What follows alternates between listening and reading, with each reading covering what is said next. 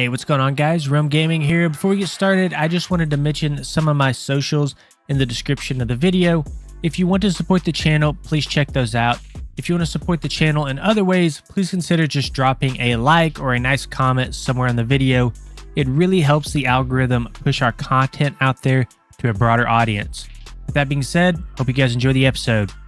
Hey, what's going on, guys? Rome Gaming here, back into the video. Today's episode, we're going to talk about whether or not you should try Holy Priest in the War Within. And I really want this video to be a little bit different from my other ones. I feel like a lot of my other videos have been kind of more geared towards guides almost and how to play the spec. And in this video, I just want to talk a little bit more about, the specific spec. And that's probably the rest of the series. I'm going to be using a video format very similar to this. We're just going to talk about the spec in general. So this is going to kind of assume that you do have a beginner knowledge of Holy Priest. If you have no clue what Holy Priest is at all, I do have some other videos. I do have a pre-patch video, which will kind of discuss more about specific healing spells, rotation, just kind of the basics of Holy Priest. But in this video, we're going to kind of keep it at a higher level overview. And again, this video is just for Mythic Plus. This will not include anything for Raid or PvP.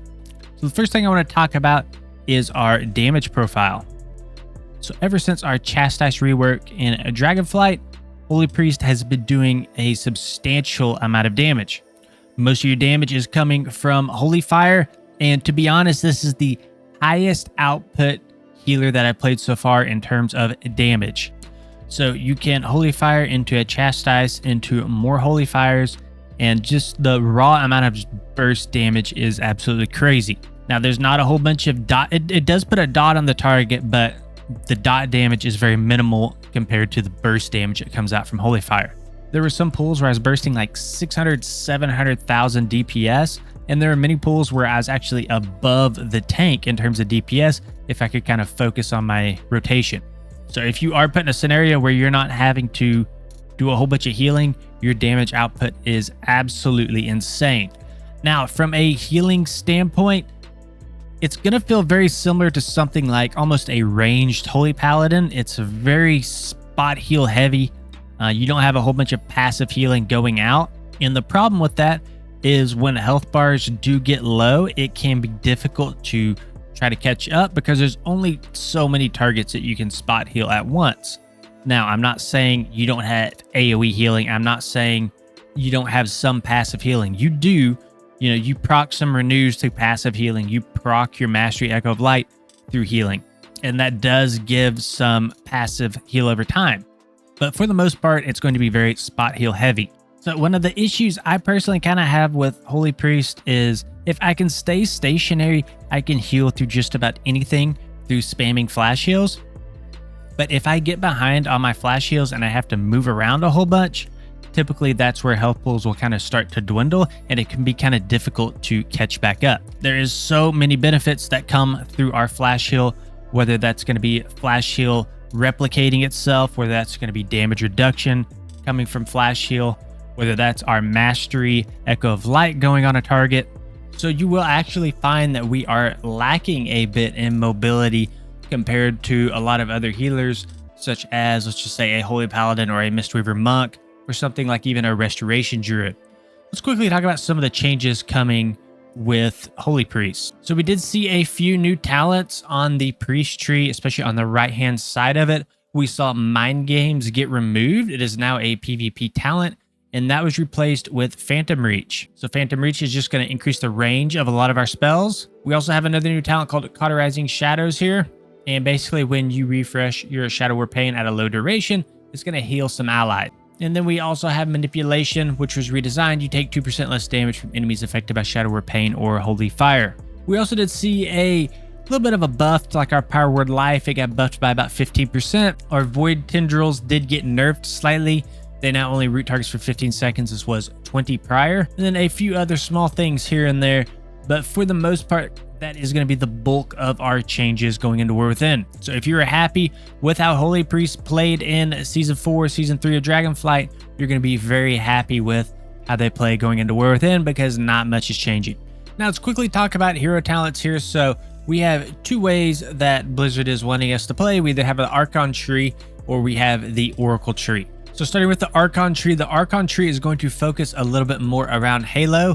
So if you do go Archon, make sure that you are taking the Halo talent. So the first talent here we have Power Surge. So casting Halo causes you to cast a Halo around you at 100% effectiveness every 5 seconds for 10 seconds. This will also increase the range of Halo by 10 yards. So when you cast Halo, you kind of get this like pulsing ring around you, and this is gonna kind of reverberate out. And then with the bottom node Divine Halo, once it reaches its maximum distance, it will return to you and heal once again. Then we have some other talents here. This side of the tree is going to be focusing more on buffing Surge of Light and Flash of Light.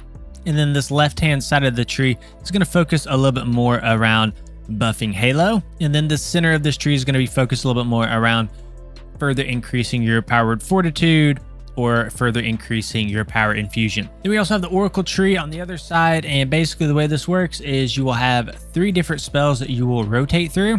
So you have Insight, Piety, and Solace. So once you cast one, it will just go to the next one in the list until you rotate through all the spells, and then it'll just kind of restart the cycle again. And then for the bottom node, we have Clairvoyance here.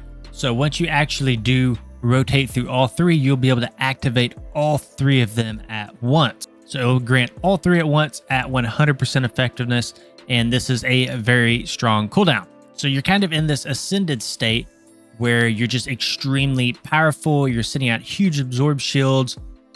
You're reducing cooldowns of a whole bunch of stuff. Your healing is increased. Your overhealing is properly dispersed upon your party. Now you do have a few cool talents here. You do have Miraculous Recovery, which will reduce the cooldown of your power word life by 3 seconds, and it will be usable on targets below that 50% health threshold instead of 35%.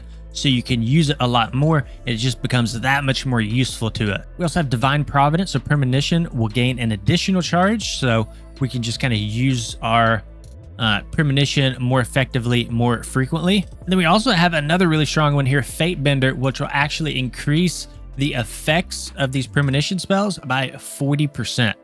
Or if we want more CDR, we can reduce the cooldown by 15 seconds. Now, the problem with this tree a little bit is we do have a few that are almost like dead talents. Not necessarily, but increases the healing done by Prayer of Mending by 25%. We're not using Prayer of Mending hardly at all in Mythic Plus. We also have Preemptive Care, increases the duration of Renew by 6 seconds. We don't have a bunch of renews that go out. Feels pretty strong. We'll just have to see when War Within actually comes out, which of these 2 trees is going to be stronger. I've had a lot of fun playing with it. It's a pretty unique play style, but the Archon tree is just super powerful with the way that, everything works and synergizes with your flash heal. The Archon does just a ton of healing, and then it's hard to argue with this flat 10% more haste on your Power Infusion. Then for our tier set, I think we actually have a decent tier set compared to some of the other specs. Just like comparing this like Mistweaver Monk, I do think Holy Priest does have a little bit stronger tier set than they do. So the 2 set Serendipity is 10% more effective. So Serendipity here, if you're not familiar with it, is a passive. When you cast Flash Heal or Heal, the remaining cooldown on our Holy Words is reduced. So this is what's going to give us all that huge CDR on our Holy Words. And the main one here is the 4 set. Heal, Flash Heal, Parry Healing has a 50% chance to cast again at 35% effectiveness. So going to really help us with some of that additional spot healing. So final thoughts with Holy Priest. I think it's very strong as long as you're staying on top of your flash heals to get that increased CDR on your Serenity through those Holy Words. I think that if you do find yourself laying off of those flash heals, you're going to find yourself in an awkward spot to where you don't have like a button to press. So if you don't like spamming one button, Holy Priest might not be the spec for you, because you are quite literally spamming flash heal constantly. And if you do find yourself without cooldowns and without any Serenity charges, you are in a very vulnerable spot playing Holy Priest. Now, on the flip side, I do think Holy Priest is very fun to play. I think their throughput is fine. I've seen some people hit 2 million HPS, which is absolutely insane. You just have to make sure, again, to stay on top of spamming those flash heals. And they also have probably the best damage profile that I've played with. Chastise into Holy Fire spams is just absolutely insane how much damage that you do. It's extremely easy to get off as well. There were many situations where I was doing more DPS than the tanks in the dungeon, and typically, you don't see that too much with healers. The Holy Priest going into War Within, probably one of the stronger healers that I've played so far. I don't really have much to complain about.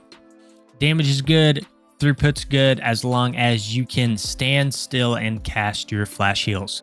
Alright guys, that's going to be it for this video. If you enjoyed it, please consider liking and subscribing to the channel. I do have some socials in the description of the video as well if you want to check those out and maybe help support the channel, or if you could just leave a like or a comment or something, that helps just as much. Thank you guys for watching. See you on the next one.